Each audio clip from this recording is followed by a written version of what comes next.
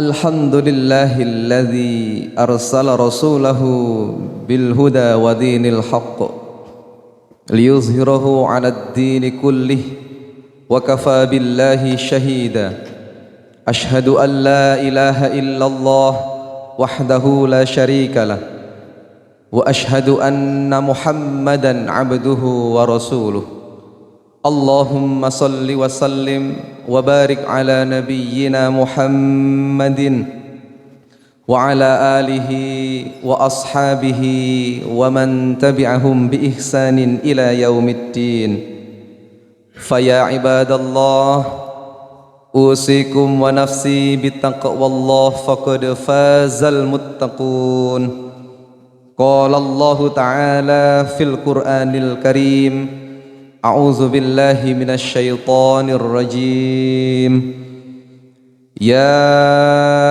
أيها الذين آمنوا اتقوا الله حق تقاته ولا تموتن إلا وأنتم مسلمون. Ma'asyiral muslimin, jamaah salat Jumat rahimakumullah.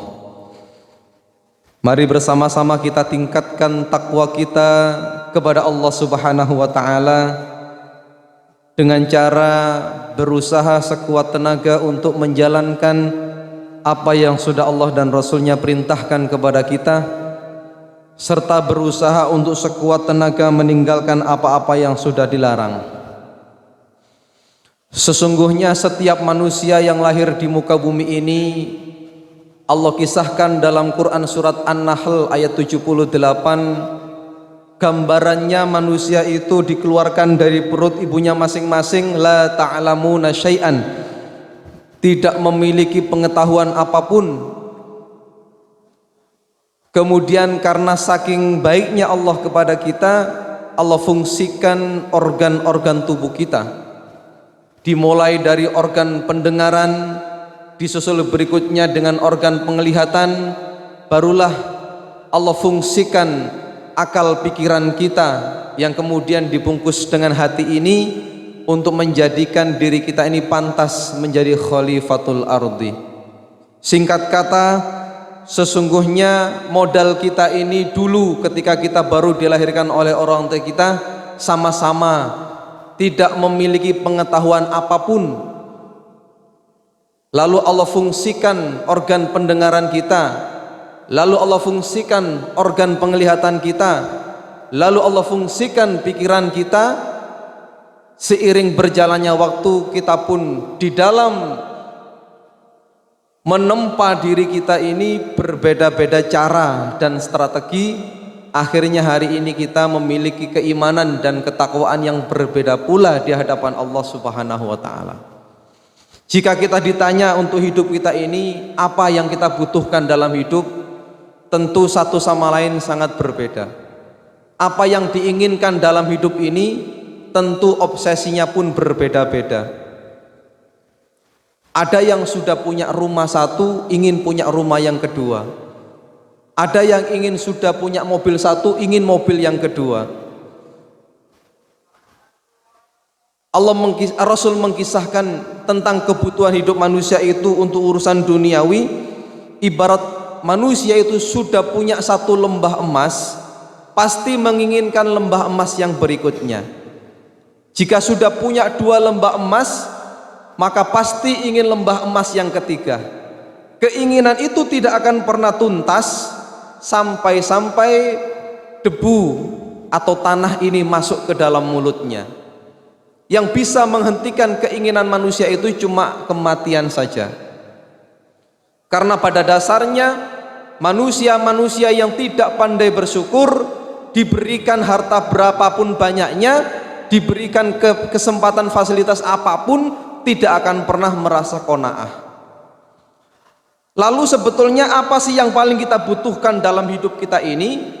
Apa yang sudah dicontohkan oleh Rasulullah kepada kita, itu sudah Rasul sampaikan dalam hadis riwayat Ibnu Majah nomor 925. Hadis ini sahih, yang Rasul doakan atau Rasul panjatkan sebagai permohonan doa setiap selesai sholat subuh itu apa? Ini yang perlu kita contoh bersama-sama. Rasul selalu rutin membaca doa ini selepas sholat subuh. Yang Rasul mintakan kepada Allah itu 3 hal. Rasul berdoa kepada Allah, Allahumma inni as'aluka ilman nafi'an wa rizqan thayyiban wa amalan mutaqabbalan. 3 hal, ma'asyiral muslimin rahimakumullah, yang Rasul mintakan kepada Allah setiap pagi, setiap hari. Rasul hanya meminta 3 hal. Yang pertama adalah ilman nafi'an. Rasul meminta ilmu yang bermanfaat. Sesungguhnya kita ini tidak ada apa-apanya, tidak memiliki nilai apapun, tidak berharga di hadapan manusia dan di hadapan Allah ketika kita tidak memiliki ilmu.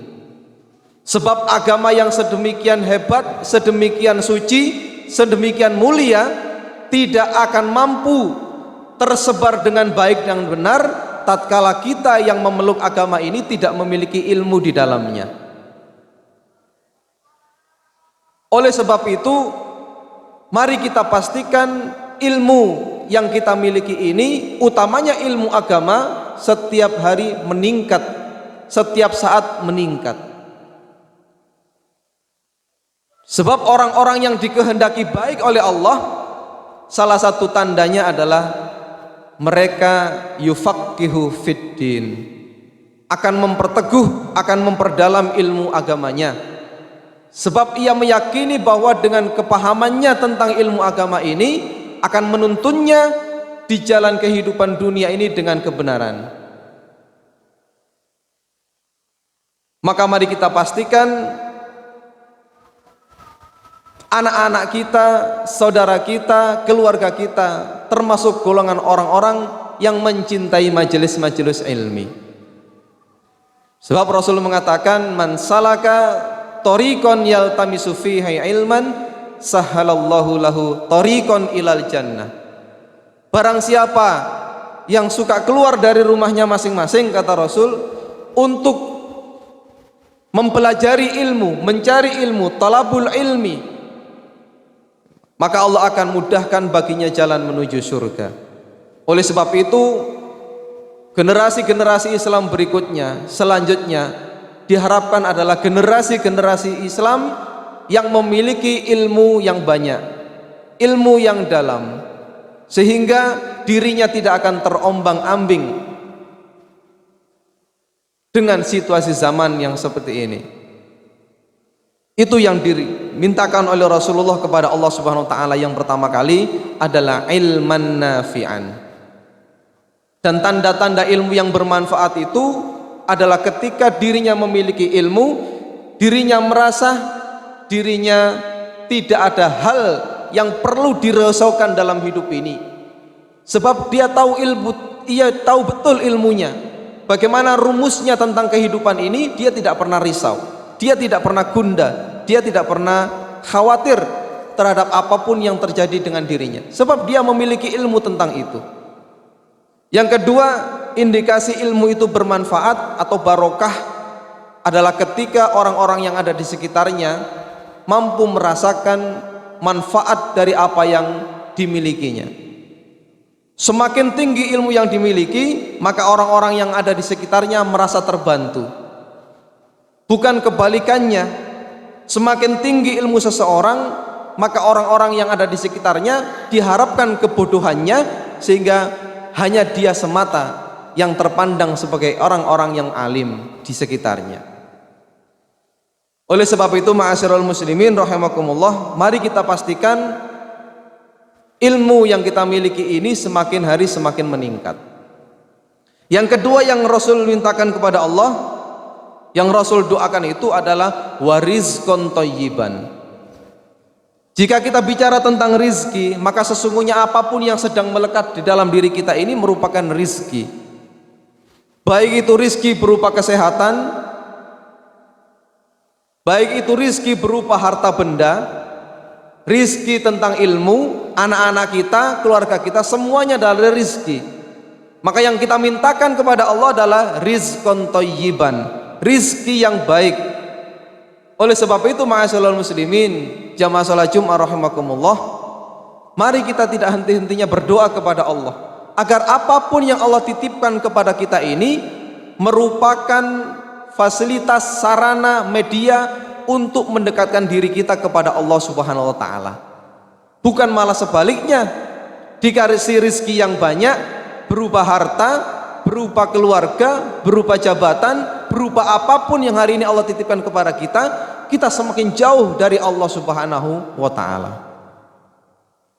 Atau bahkan kita berprasangka bahwa apapun yang hari ini kita sudah miliki, baik itu harta, jabatan dan lain sebagainya, itu adalah hasil keringat kita sendiri. Maka dari itulah tak jarang kita menjumpai orang-orang yang semakin kaya, ada yang semakin tawaduk kepada Allah Subhanahu wa taala, semakin taat kepada Allah Subhanahu wa taala, dirinya semakin menjadi orang-orang yang dirasakan kebermanfaatannya bagi orang-orang yang ada di sekitarnya.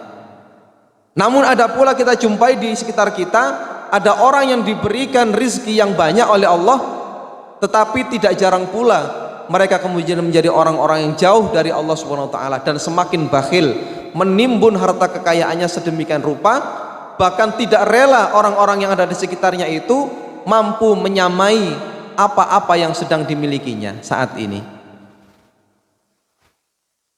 Maka mari kita tidak salah dalam memandang dan memaknai yang namanya rizki itu bukan hanya materi saja, bukan harta benda yang bukan hanya uang saja, tetapi apapun yang sedang melekat pada diri kita ini merupakan rizki dari Allah Subhanahu wa taala, yang itu semua adalah amanah yang sedang Allah titipkan kepada kita, yang kita pun tidak akan pernah tahu kapan titipan itu akan diambil oleh Allah Subhanahu wa taala.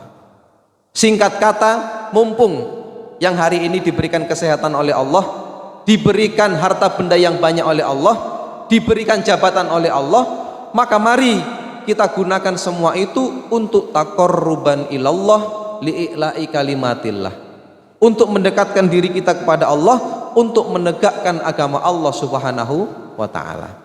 Dengan begitu, semakin kaya kita, insya Allah kita akan menjadi orang-orang yang semakin tawaduk kepada Allah Subhanahu wa taala. Dan yang ketiga yang Rasul doakan kepada Allah, yang Allah mintakan setiap setelah salat subuh itu adalah wa amalan mutaqabbalan, adalah amal yang diterima oleh Allah Subhanahu wa taala. Bisa jadi kita hari ini sudah mengukur, mungkin sudah punya catatan sendiri mungkin amal kebaikan kita, namun kita tidak pernah tahu amalan mana yang Allah terima untuk kita.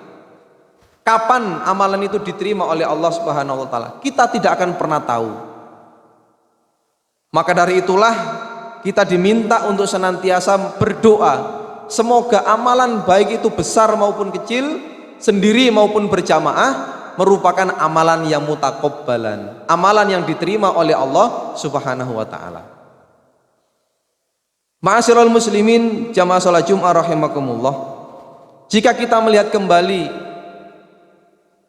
Quran surat Al-Mulk ayat 2, di sana Allah memberikan gambaran penciptaan manusia dan kematiannya itu semata-mata adalah untuk menguji siapa di antara kita yang terbaik amalnya.